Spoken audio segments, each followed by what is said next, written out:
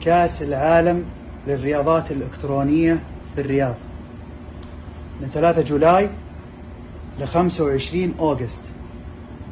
30 فريق عالمي، ألعاب مميزة، وأكثر من 1500 محترف في عالم الجيمنج.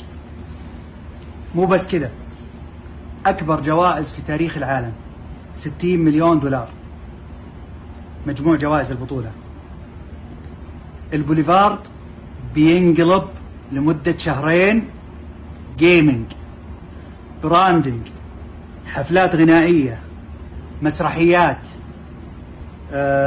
اكتيفيشن، كل شيء تحلمون فيه للشباب وللبنات. الوعد البوليفارد من 3 جولاي ل 25 أغسطس، اللي مو بجاي بيفوته شيء كثير. وبرضو نقل لايف على MBC، قناة MBC أكشن إن شاء الله بتتحول لMBC جيمنج، وبتنقل البطولة لايف هي. والآن برضو أنا سمعت إن ذا زون ممكن تنقل على مستوى العالم. حدث تاريخي، وحفلات ومسرحيات وتفاعل